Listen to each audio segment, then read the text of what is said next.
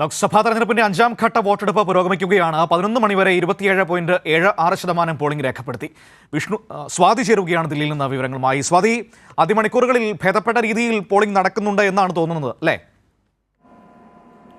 അതേ മനു സൂചിപ്പിച്ച പോലെ തന്നെ ആദ്യഘട്ട മണിക്കൂറുകളിൽ എന്തായാലും ഭേദപ്പെട്ട പോളിംഗ് തന്നെയാണ് രേഖപ്പെടുത്തുന്നത്. ഇപ്പോൾ 11 മണിവരെയുള്ള പോളിംഗ് ശതമാനത്തിന്റെ കണക്കുകൾ പുറത്തേക്ക് വരുമ്പോൾ 23.66% പോളിംഗ്.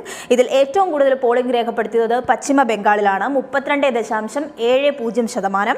ഏറ്റവും കുറവ് പോളിംഗ് രേഖപ്പെടുത്തിയിട്ടുള്ളത് മഹാരാഷ്ട്രയിലാണ്, 15.92%. ബാക്കിയുള്ള സംസ്ഥാനങ്ങളുടെ കണക്കുകൾ പരിശോധിക്കുകയാണെങ്കിൽ ബീഹാറിൽ 21%-ലധികം പോളിംഗ് ഉണ്ട്. ജമ്മു ആൻഡ് കാശ്മീരിൽ 21%, ജാർഖണ്ഡിൽ 26%, ലഡാക്കിൽ 27%, ഒഡീഷയിൽ 21%, ഉത്തർപ്രദേശിൽ 27.76%. ഇങ്ങനെയാണ് ബാക്കിയുള്ള കണക്കുകൾ പരിശോധിക്കുമ്പോൾ മനസ്സിലാക്കാൻ വേണ്ടി സാധിക്കുന്നത്. കഴിഞ്ഞ മണിക്കൂറുകളിലൊക്കെ തന്നെയും ആദ്യം തന്നെ രാവിലെ തന്നെ മിക്ക പ്രമുഖ നേതാക്കളൊക്കെ തന്നെയും പോളിംഗ് ബൂത്തിലെത്തി വോട്ട് രേഖപ്പെടുത്തിയിട്ടുണ്ട്. സ്മൃതി ഇറാനി, രാജ്നാഥ് സിംഗ് തുടങ്ങി, മായാവതി, ഹേമ മാലിനി തുടങ്ങി നിരവധി പേർ രാവിലെ തന്നെ പോളിംഗ് രേഖപ്പെടുത്താൻ വേണ്ടി പോളിംഗ് ബൂത്തുകളിലേക്ക് എത്തിയിട്ടുണ്ട്.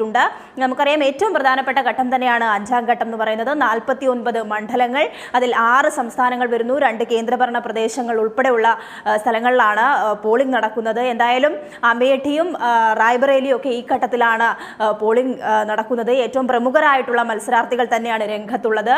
രാഹുൽ ഗാന്ധി, സ്മൃതി ഇറാനി, രാജ്നാഥ് സിംഗ് തുടങ്ങി നിരവധി പേർ എന്തായാലും ഈ ഘട്ടത്തിൽ ജനവിധി തേടുന്നുണ്ട്. കഴിഞ്ഞ ഘട്ടങ്ങളിലുണ്ടായ പോളിംഗ് ശതമാനത്തിലെ കുറവൊക്കെ ഈ ഘട്ടത്തിൽ പരിഗണിക്കാൻ അല്ലെങ്കിൽ പരിശോധിക്കുമ്പോൾ കൂടുതൽ പോളിംഗ് ശതമാനത്തിലേക്ക് എത്തുമോ എന്നുള്ളതൊക്കെ ഇനി അടുത്ത മണിക്കൂറുകളിൽ മാത്രമേ നോക്കിക്കാണാൻ വേണ്ടി സാധിക്കത്തുള്ളൂ. എന്തായാലും ഇപ്പോൾ ഒരു ഭേദപ്പെട്ട പോളിംഗ് തന്നെയാണ് മനു രേഖപ്പെടുത്തിയിട്ടുള്ളത്. തീർച്ചയായും ഈ ആദ്യഘട്ടങ്ങളിലൊക്കെ പോളിംഗ് വലിയ ശതമാനം കുറഞ്ഞിരുന്നു. BJP സംബന്ധിച്ചത് വലിയൊരു ആശങ്ക അവരുടെ മുന്നിൽ സൃഷ്ടിക്കുകയും ചെയ്യുന്നുണ്ടായിരുന്നു. പക്ഷേ ഇത്തവണ സ്വാതി, നമ്മൾ ശ്രദ്ധിക്കേണ്ട കാര്യങ്ങൾ, ഒന്ന് ഈ റായ്ബറേലി, അമേഠി അടക്കമുള്ള മണ്ഡലങ്ങൾ, ഒപ്പം മഹാരാഷ്ട്ര പോലുള്ള സംസ്ഥാനങ്ങളിലെ ഒരു സാഹചര്യം, ഇവിടെയൊക്കെ ഇന്ത്യ മുന്നണി ശക്തമായി പ്രചരണം നടത്തിയ ഒരു പശ്ചാത്തലം കൂടിയുണ്ട് ബീഹാറിലൊക്കെ. അപ്പോൾ ആ രീതിയിൽ ആളുകളെ പോളിംഗ് ബൂത്തിലേക്ക് എത്തിക്കാൻ അവർക്ക് കഴിഞ്ഞിട്ടുണ്ട് എന്നുകൂടി പറയാൻ പറ്റുമോ, പോളിംഗ് ശതമാനം ഉയരുകയാണെങ്കിൽ? പോളിംഗ് ശതമാനം ഉയരുകയാണെങ്കിൽ അത്തരത്തിൽ തന്നെ വിലയിരുത്തേണ്ടപ്പെടേണ്ടതായിട്ട് വരും. കാരണം ഇന്ത്യ മുന്നണിക്ക് വലിയ പ്രതീക്ഷ തന്നെ കഴിഞ്ഞ ഘട്ടങ്ങളിൽ ഉണ്ടായതുപോലെ തന്നെ ഈ ഘട്ടത്തിലുമുണ്ട്. വലിയ തരത്തിലുള്ള പ്രചാരണങ്ങൾ ശക്തമാക്കിയിട്ടുണ്ട്. പ്രത്യേകിച്ചും UP ഒക്കെ കേന്ദ്രീകരിച്ചുകൊണ്ട് ദേശീയ നേതാക്കളടക്കം പങ്കെടുത്തുകൊണ്ട് വലിയ പ്രചാരണം തന്നെയാണ് ഇന്ത്യ മുന്നണിയുടെ ഭാഗത്തു നിന്ന് ഉണ്ടായിട്ടുള്ളത്. മാത്രമല്ല, ജനകീയ വിഷയങ്ങൾ തന്നെ ചൂണ്ടിക്കാണിച്ചുകൊണ്ടുള്ള പ്രചാരണത്തിനാണ് ഇന്ത്യ മുന്നണി നേതൃത്വം നൽകിയത്.